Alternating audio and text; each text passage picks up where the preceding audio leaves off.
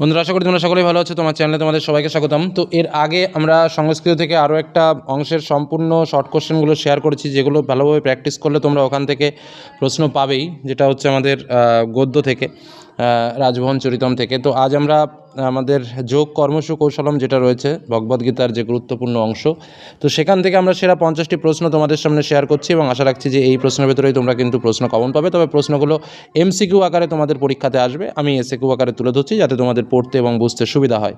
তো সরাসরি চলে যাব আমরা প্রশ্ন এবং উত্তরে, কারণ এই প্রশ্নগুলো অবশ্যই তোমাদের জেনে নেওয়া উচিত, কারণ এর মধ্যে থেকেই প্রশ্ন আসবে, এটুকু কিন্তু তোমরা নিশ্চিত রূপে জেনে রাখতে পারো। প্রথম প্রশ্ন, যোগ কর্মসু কৌশলম অংশে কৌশলম শব্দের অর্থ কী? উত্তর হচ্ছে দক্ষতা বা নিপুণতা। এখানে কর্ম বলতে কী বোঝানো হয়েছে? উত্তর হচ্ছে কর্তব্য বা কর্তব্য কাজ। যোগ শব্দের অর্থ কী? যোগ শব্দের অর্থ হচ্ছে কর্মনিষ্ঠা, মনোযোগ ও সাম্যবোধ। বিমূঢ়াত্মা শব্দের অর্থ কী? মূঢ়চেতা ব্যক্তি বা মোহগ্রস্ত বা অজ্ঞ ব্যক্তি। ইন্দ্রিয়ার্থ বলতে কী বোঝানো যায়? ইন্দ্রিয়ার্থ বলতে বোঝায় ইন্দ্রিয় গ্রাহ্য বিষয়। বৃদ্ধি শব্দের ব্যাকরণগত অর্থ কী? উত্তর হচ্ছে জানবে। পরবর্তী প্রশ্ন, ইতর জন বলতে কাদের বোঝানো হয়েছে? উত্তর সাধারণ ব্যক্তি বা সাধারণ মানুষকে। পরবর্তী প্রশ্ন, গীতায় ব্রহ্মনিষ্ঠ বলতে কী বোঝানো হয়েছে? যিনি ব্রহ্মজ্ঞান লাভ করেছেন। শ্রদ্ধাভান পদের অর্থ কী? উত্তর হচ্ছে শ্রদ্ধাশীল ব্যক্তি। গীতা শব্দের আক্ষরিক অর্থ কী? গাওয়া হয়েছে যা, এটা হচ্ছে আক্ষরিক অর্থ। তারপরে একটা সন্ধি বিচ্ছেদ রয়েছে, দেখো এই সন্ধি বিচ্ছেদটা কী হবে? তো উত্তরটা এখানে আমার নোটস করা রয়েছে, প্রয়োজনে দেখে নিতে পারো, কারণ ব্যাকরণ থেকে কিন্তু প্রশ্ন আসবেই। তারপরটা দেখো, তমাহ পণ্ডিত বুদ্ধা। তো এখানে তমু বলতে কেমন ব্যক্তিকে বোঝানো হয়েছে? উত্তর হচ্ছে যার সকল কর্মই নিষ্কাম, অর্থাৎ ফল লিপ্সাহীন। লিপ্সা শব্দের অর্থ হচ্ছে লোভ। পবিত্র মিহ বিদ্যতে, অর্থাৎ পৃথিবীর সবচেয়ে পবিত্র বস্তুটি কি? উত্তর হচ্ছে জ্ঞান। পরবর্তী প্রশ্ন, পবিত্র মিহ পদের সন্ধি বিচ্ছেদ করো। পবিত্রম যোগ ইহ, ঠিক আছে।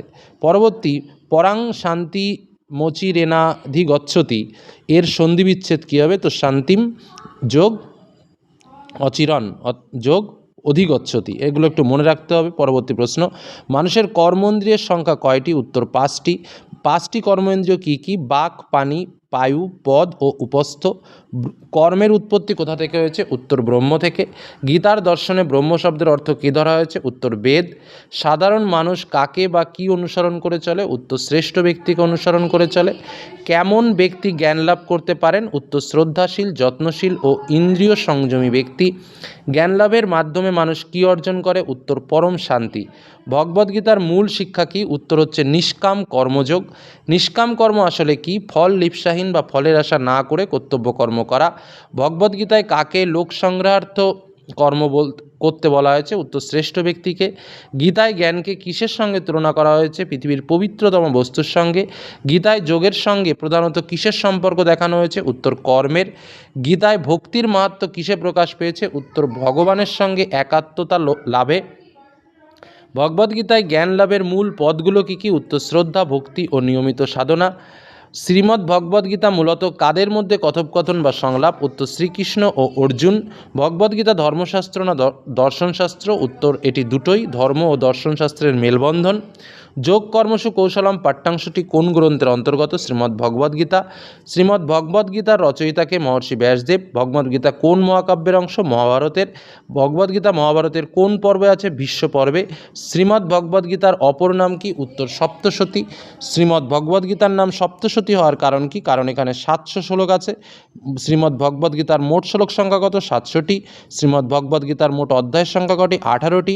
মহাভারতের মোট শ্লোক সংখ্যা কটি? 1 লক্ষ। মহাভারতের মোট পর্ব সংখ্যা কয়টি? 18টি।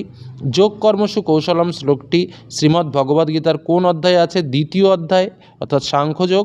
দ্বিতীয় অধ্যায়ে যোগ কর্মসু কৌশলম শ্লোকটির সংখ্যা কত? উত্তর 50তম শ্লোক।